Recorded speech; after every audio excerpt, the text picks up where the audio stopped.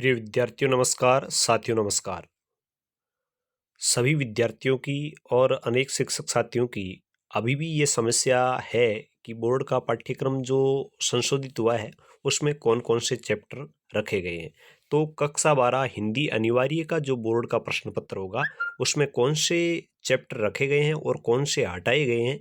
हालांकि मैंने यह वीडियो पहले अपलोड कर दिया है, पहले भी बता दिया है, लेकिन फिर मैं आपकी जिज्ञासा के समाधान के लिए और आपको जो भ्रम की स्थिति बनी हुई है उसके निवारण के लिए फिर से इस वीडियो में बिल्कुल क्लियर बता रहा हूं कि आपको क्या पढ़ना है और क्या नहीं पढ़ना है। तो आप देख रहे हैं माध्यमिक शिक्षा बोर्ड राजस्थान अजमेर की ये पीडीएफ फाइल है, ये प्रेस नोट है और इसमें स्पष्ट लिखा हुआ है कि परीक्षा 2022 के लिए संक्षिप्तीकृत पाठ्यक्रम कक्षा 12।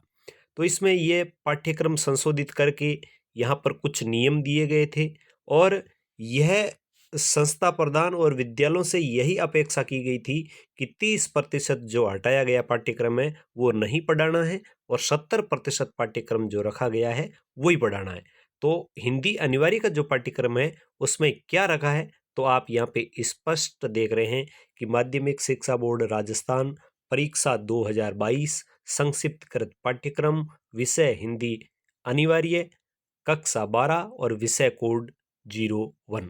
तो ये समय है इसमें 3.25 घंटे का दे रखा है। हालांकि हो सकता है आपके 2.25 घंटे का वो पेपर हो। 80 अंक का है, 20 के सत्रांक और पूर्णांक ही है इस प्रकार।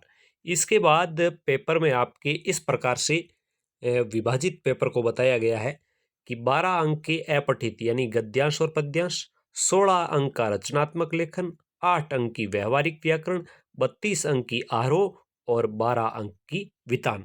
और फिर इसमें बताया है कि इस प्रकार अंकों का विभाजन रहेगा।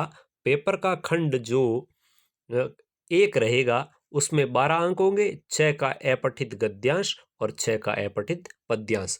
फिर रचनात्मक में आपसे निबंध पूछा जाएगा, पत्र प्रारूप यानी अर्धशासकीय पत्र, निविदा, विज्ञप्ति, ज्ञापन, अधिसूचना, ये विकल्प सहित होंगे और ये 4 अंक के होंगे। इसके बाद अभिव्यक्ति और माध्यम पुस्तक है, उसमें से आपसे प्रश्न पूछे जाएंगे और ये पुस्तक आपकी कुल होगी वो 4 और 3 मतलब 7 अंक की होगी और ये ऊपर का रचनात्मक लेखन के अंतर्गत ले तो ये कुल हो जाता है 16 अंक का। तो फीचर और आलेख ये एक तरीके से यहाँ पे 100 शब्दों में लिखा है, लेकिन आपका मॉडल पेपर है उसमें कुछ अलग बताया है।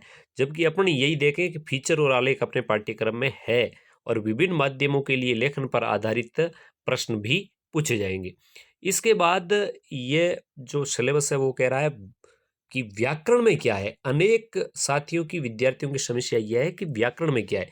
तो व्याकरण में आपसे भाषा के बारे में पूछा जाएगा, भाषा क्या है, भाषा के कौन से भेद है, भाषा की क्या विशेषताएं हैं, भाषा के कौन कौन से रूप है, व्याकरण क्या है और लिपि क्या है, इसके बारे में 2 अंक के प्रश्न।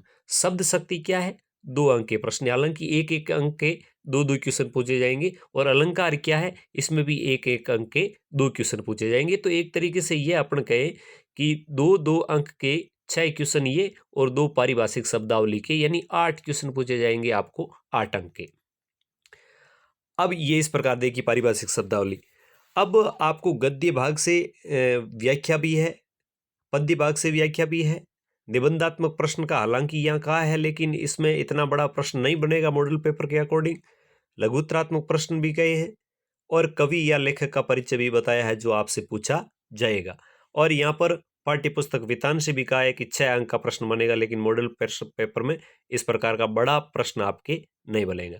लेकिन बात करते हैं कि क्या रखा गया है, क्या हटाया गया है। बात ये है तो अपठित बोध यानी गद्यांश और पद्यांश यथावत है, नहीं हटाए गए हैं। रचनात्मक लेखन में किसी प्रकार का कोई अंतरा है वो कम नहीं किया गया है। अभिव्यक्ति और माध्यम है उसमें जो है वो यथावत ही है और व्याकरण है वो यथावत ही है। अब देखिए आपको अपठित बोध में भ्रम नहीं होना है, कुछ भी नहीं हटाया है। रचनात्मक लेखन जो पहले होता था वही है, कुछ नहीं हटाया है।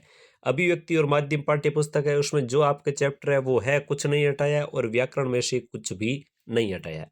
बात करें आरोह की।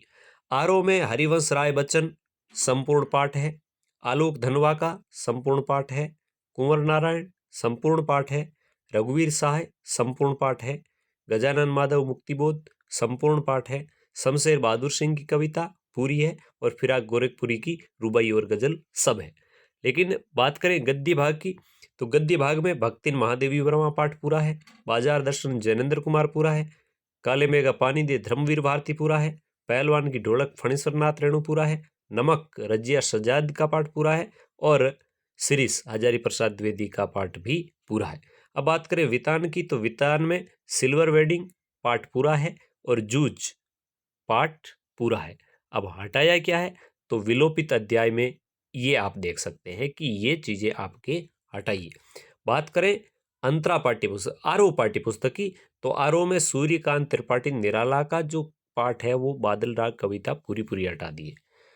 तुलसीदास का जो पूरा पूरा पाठ है, पद वगैरह है, कवितावली के गीतावली के जो भी है वो हटा दिए हैं। उमा शंकर जोशी का जो पाठ है वो पूरा पूरा हटा दिया है, मतलब 3 पाठ हटाए आपकी आरोह पुस्तक के पद्य भाग में। इन तीनों को देखें। और गद्य भाग में बात करें तो विष्णु खरे पूरा पाठ और बाबा साहेब भीमराव अम्बेडकर। तो आपकी आरोह पुस्तक में कुल पाठ हटाए गए वो 5, और वितान में तीसरा और चौथा अतीत के दबे पांव और डायरी के पन्ने 2 पाठ हटाए। तो आप केवल और केवल हिंदी अनिवार्य में यह मान के चलें कि 5 पाठ आरोह के और 2 पाठ वितान के, यानी कुल पूरे सिलेबस के 7 ही पाठ शॉर्ट किए हैं, इसके अलावा कुछ भी नहीं हटाया है, ये आपको ध्यान रखना है। तो उम्मीद करता हूं कि इस वीडियो को देखने के बाद सभी शिक्षक साथी और विद्यार्थियों की समस्या का समाधान हो गया होगा। बने रहिए अपने साथ और जानकारी के साथ बहुत जल्द मिलेंगे। तब तक आइए दीजिए नमस्कार। जय हिंद, जय भारत।